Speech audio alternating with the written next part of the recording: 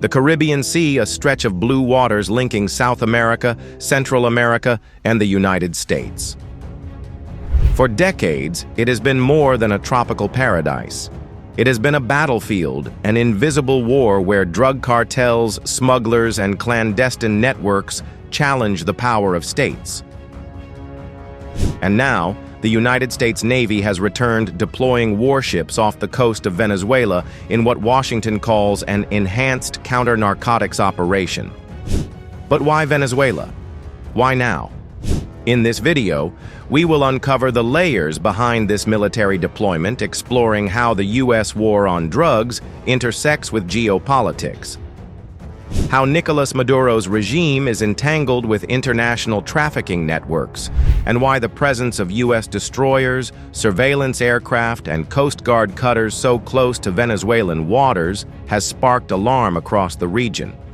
According to the U.S. government, the warship deployment is a direct response to the escalating flow of narcotics leaving Venezuela and Colombia, headed north toward the United States and Europe.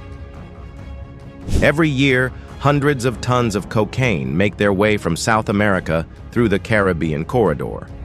Semi-submersible submarines, high-speed boats known as go-fast vessels, and even fishing trawlers are used by cartels to bypass authorities. The U.S. claims that Venezuela has become a hub for narcotics, trafficking a staging point where drugs from Colombian cartels are repackaged and moved through the Caribbean toward markets abroad. Washington argues that Nicolás Maduro's government is either complicit or deliberately turning a blind eye. 3 U.S. Aegis-guided missile destroyers will arrive off the coast of Venezuela in the next 36 hours as part of an effort to address threats from Latin American drug cartels, 2 sources briefed on the matter said on Monday. President Donald Trump has wanted to use the military to go after Latin American drug gangs that have been designated as global terrorist organizations. The sources said the ships are the USS Gravely, USS Jason Dunham, and the USS Sampson. A separate U.S. official told in total about 4,000 sailors and Marines are expected to be committed to the Trump administration's efforts in the southern Caribbean region. That U.S. official, who was speaking on the condition of anonymity, said the additional commitment of military assets in the broader region would include several P-8 spy planes, warships, and at least 1 attack submarine. The official said the process would be ongoing for several months, and the plan was for them to operate in international airspace and international waters. The naval assets can be used to not just carry out intelligence and surveillance operations, but also as a launching pad for targeted strikes if a decision is made, the official added. Venezuela's communications ministry did not immediately respond to a request for comment. Without referring to the warships, Venezuelan President Nicolás Maduro said on Monday in an address that Venezuela will defend our seas, our skies, and our lands. He alluded to what he called the outlandish, bizarre threat of a declining empire.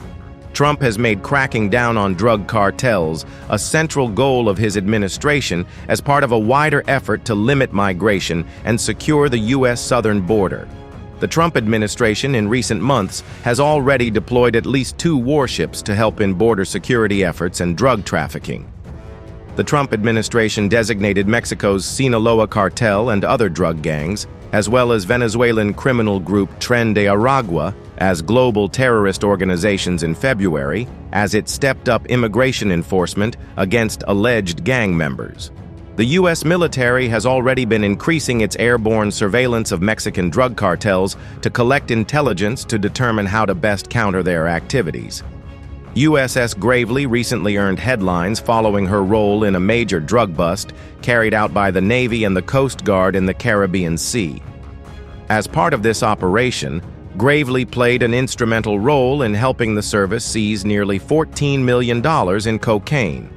In a statement issued by the U.S. Navy's Second Fleet, the team discovered and seized 19 bales of cocaine, with an approximate weight of 860 pounds and an estimated value of $13,650,000 US. U.S. Navy forces are deployed under U.S. Northern Command's Maritime Homeland Defense Authorities with a LEADET, embarked to enable maritime interdiction missions to prevent the flow of illegal drugs and other illegal activity. Once one of South America's wealthiest nations, Venezuela is now under severe political and economic crisis. Nicolás Maduro's government, facing sanctions and international isolation, has been accused of aligning with transnational criminal groups. The Cartel of the Suns, a term coined by investigators, refers to factions within the Venezuelan military allegedly involved in cocaine trafficking. According to U.S. indictments, top Venezuelan officials have facilitated shipments in exchange for political and financial survival. But the reality is more complex. Venezuela's geography makes it a natural transit hub. With porous borders with Colombia, the world's largest cocaine producer, drug traffickers exploit ungoverned regions, corrupt networks, and weak maritime security to move their products. For Washington, the narrative is clear. By deploying warships, the U.S. is both disrupting drug shipments and sending a warning to Caracas. The Caribbean nations, many caught between U.S. security concerns and Venezuelan diplomacy, watch closely. Some governments welcome the U.S. presence, seeing it as essential to curbing organized crime. Others worry that the militarization of the Caribbean could spark tensions. Colombia, Washington's closest ally in the region, fully supports the mission. The Colombian government has long accused Venezuela of harboring guerrilla groups and drug traffickers. Meanwhile, Russia and China criticize the deployment, accusing Washington of using the war on drugs as a pretext for regime change.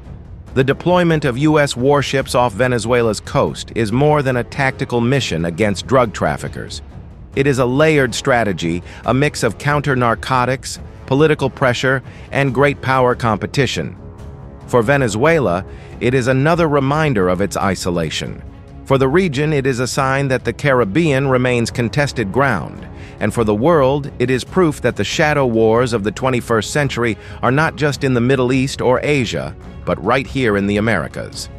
What do you think? Is the U.S. Navy truly fighting narcotics or playing a larger geopolitical game? Let us know in the comments below. And don't forget to like, share, and subscribe for more deep dive analyses into global conflicts and military strategy.